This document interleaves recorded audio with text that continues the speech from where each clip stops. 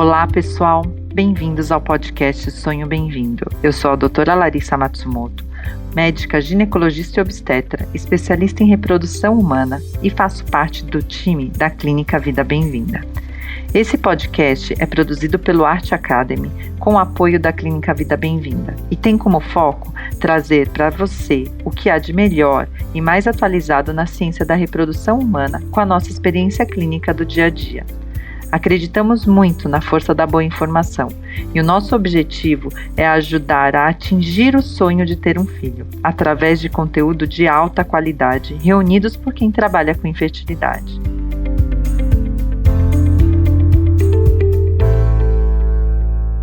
Olá, pessoal! No episódio de hoje eu vou receber o Dr. Júlio Martim, diretor do Laboratório de Teste de Compatibilidade Genética da Igenomix, Espanha. Agradecemos que tenha aceitado o convite, Dr. Júlio. A Igenomix é um laboratório de biotecnologia que ajuda no sucesso dos tratamentos de reprodução assistida, no diagnóstico e na prevenção de doenças genéticas. O nosso bate-papo será em português e espanhol. Esperamos que todos possam acompanhar esse episódio da melhor forma. Dr. Júlio, muito obrigada pela presença aqui no nosso podcast. Gostaria de fazer algumas perguntas para o senhor sobre os testes de compatibilidade genética. E aí, quais os casais que o senhor acha que deveria realizar o teste genético pré-gestacional? Gracias por invitarme al podcast. En realidad, las enfermedades que analizan el test de portadores son enfermedades recesivas y ligadas al X que no hay antecedentes familiares. Por tanto, la realidad es que este tipo de pruebas deberían de realizarse todas las personas porque la información genética, desde un punto de vista de la historia familiar, es como la punta del iceberg en cuanto a toda la población. La mayoría de las personas es portadora de alguna mutación, pero no lo sabe porque no hay antecedentes familiares. Por tanto, yo creo que este tipo de pruebas, la realidad es que se debería de hacer en general a la población. Quais seriam os fatores de risco associados a maior risco de terem um filho com uma doença genética que o CGT, o teste de compatibilidade genética, poderia detectar previamente?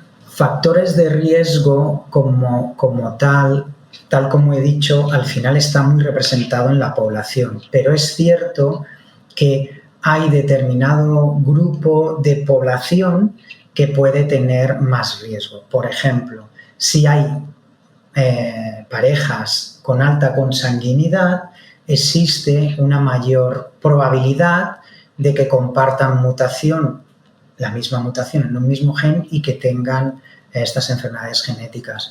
O algún grupo según su ascendencia, judíos askenazis, se sabe que el porcentaje de portadores para algunas patologías como Tay-Sachs es muy alta en comparación con otras poblaciones. O anemia falciforme en población de origen africano. Pero también está representado en el Mediterráneo, ¿de acuerdo? Pero estos serían como quizás lo que destacaría de factores de riesgo, pero como digo, en general, todos podemos ser portadores de mutação. Ainda mais aqui no Brasil, que nós temos essa miscigenação e acaba que traz muito, né, dessa mistura, né, de judeus, africanos. Então, nossa população acaba sendo, né, tendo um maior risco também para que tenha, né, essa frequência de portadores para essas doenças genéticas acaba que aumenta também. Claro, así es. ¿No?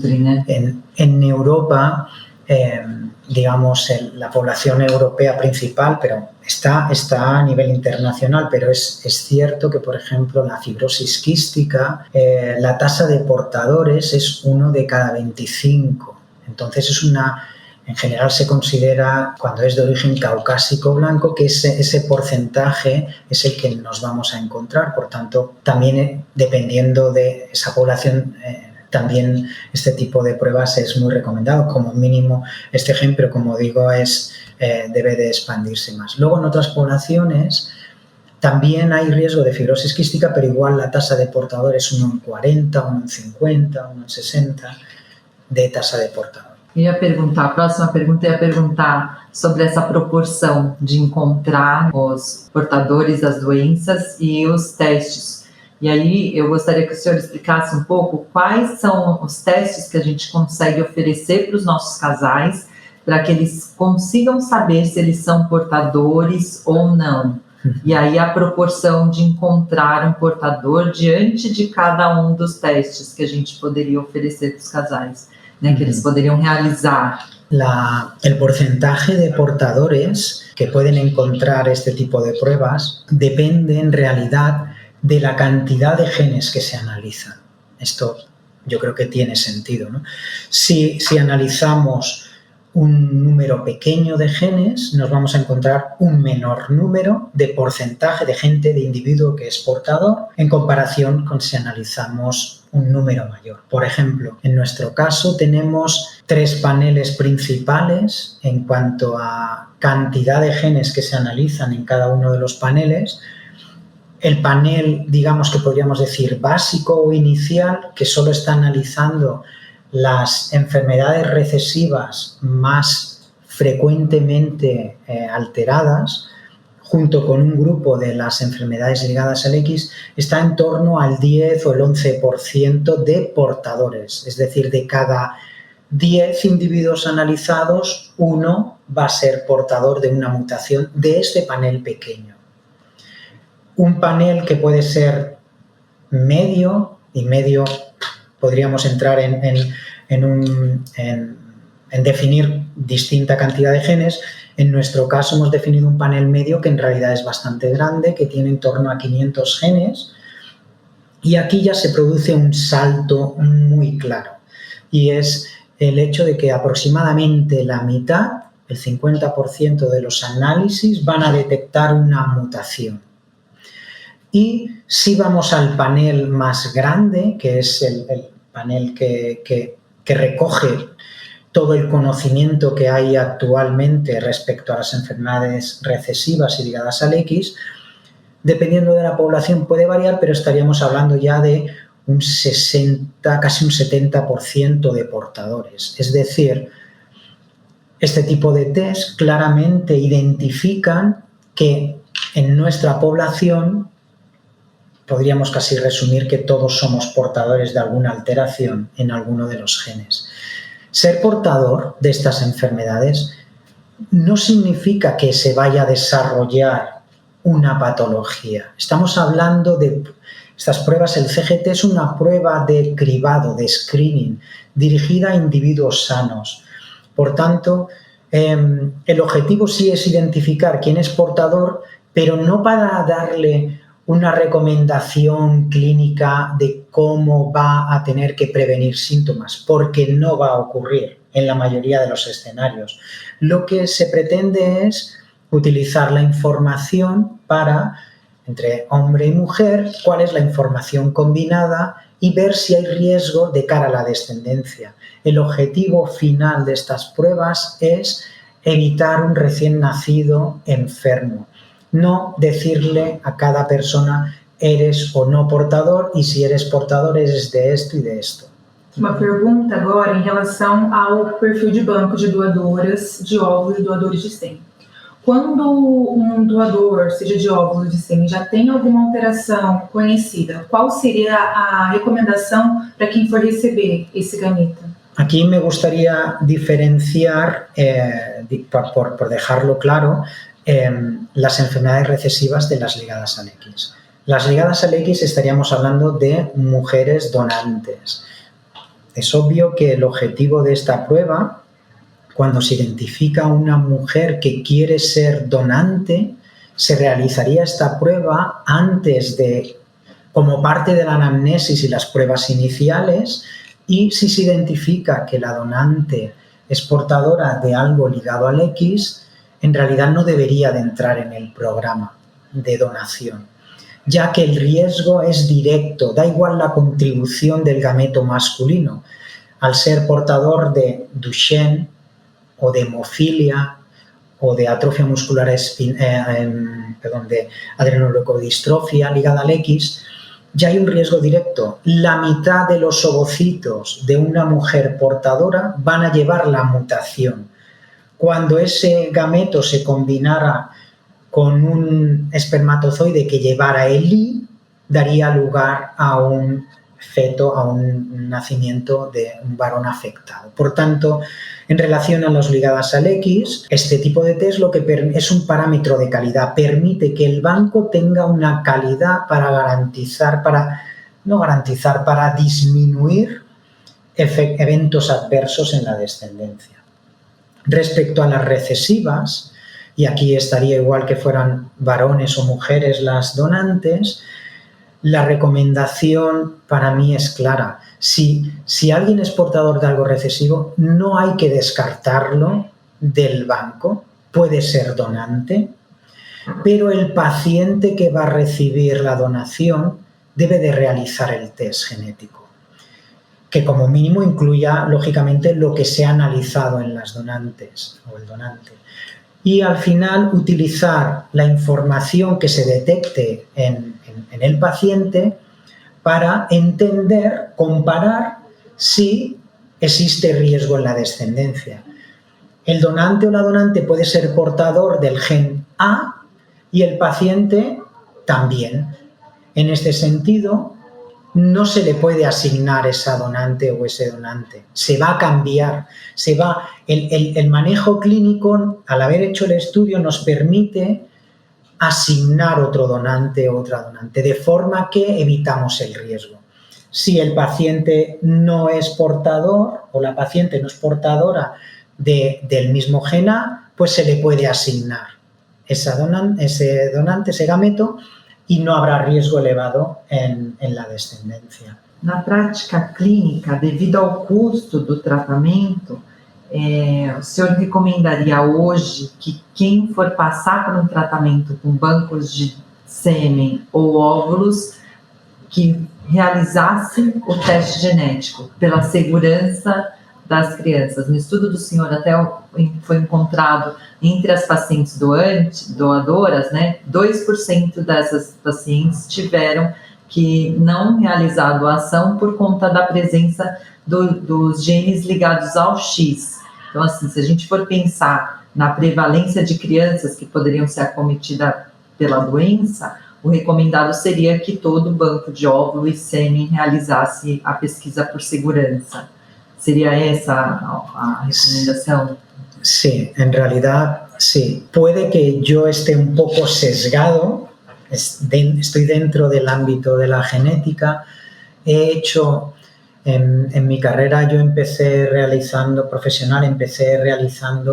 pruebas de diagnóstico en embriones, y la realidad es que te das cuenta de que incluso había escenarios en que la pareja decía: me hice una amniocentesis y no me detectaron nada. Creo que es importante entender de qué estamos hablando aquí respecto a las enfermedades genéticas. Yo siempre suelo trasladar esta información como que la información genética es una biblioteca. Entonces, que son nuestros cromosomas.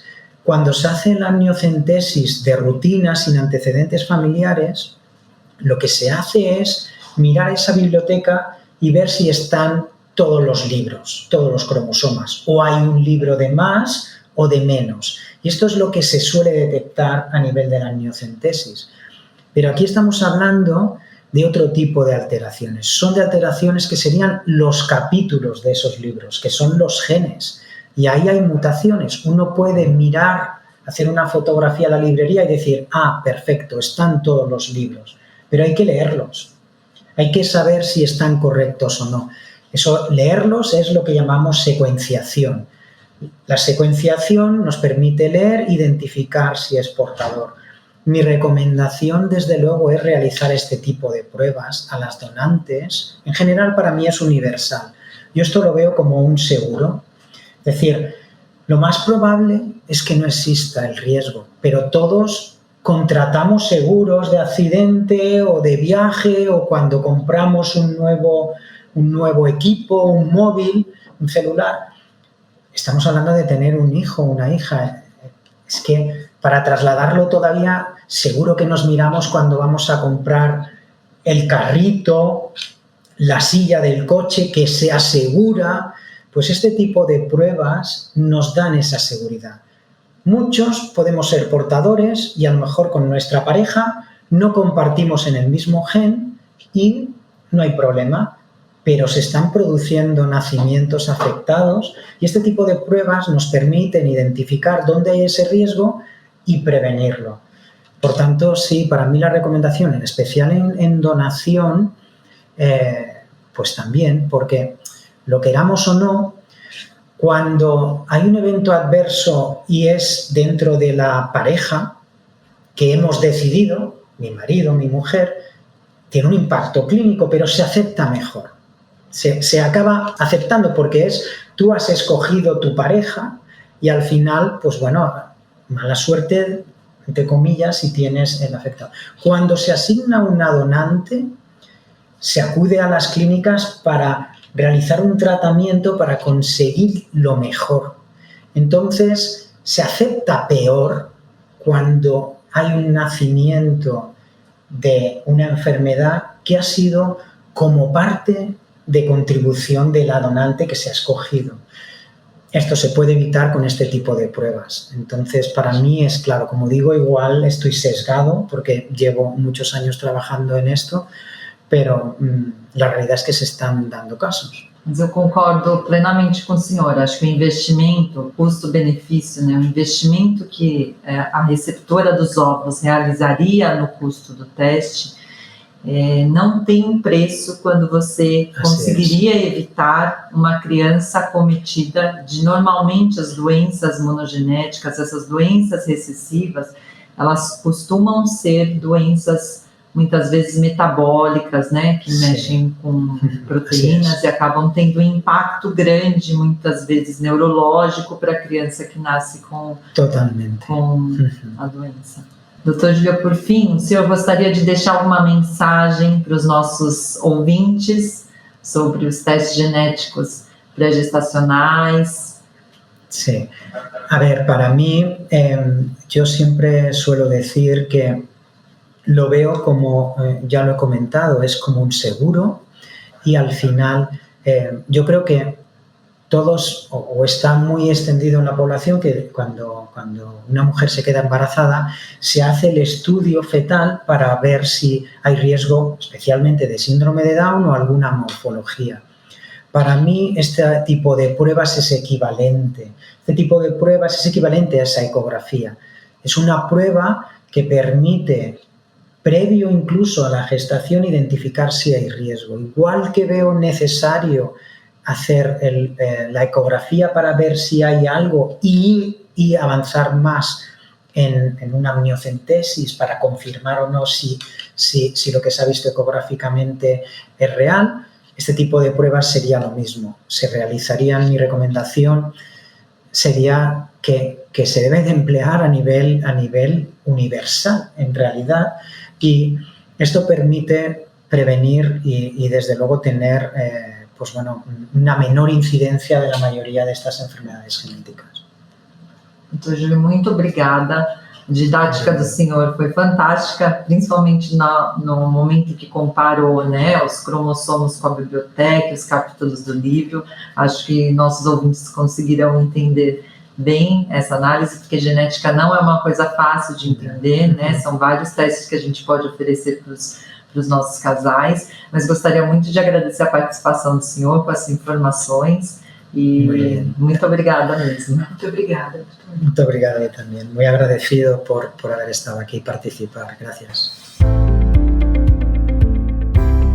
Obrigado por estar conosco nesse episódio do Sonho Bem-vindo. Além de poder escutar esse podcast nas principais plataformas de áudio, você também pode nos encontrar no Instagram, @arte.academy, com Y no final, e @Vida Bem-vinda. Se você gostou desse podcast, ficaremos muito felizes de ouvir sua opinião e os comentários em qualquer plataforma que esteja usando. Importante dizer, esse podcast tem caráter meramente informativo e educacional. Não deve ser utilizado para realizar autodiagnóstico ou automedicação. O conteúdo não é feito para substituir a consulta com um profissional de saúde. Em caso de dúvidas, consulte o seu médico. Somente ele está habilitado a praticar o ato médico conforme a recomendação do Conselho Federal de Medicina. Nenhuma relação médico-paciente é estabelecida aqui neste canal. E somos muito transparentes em relação aos conflitos de interesse e levamos isso a sério. Espero que tenha gostado e até a próxima.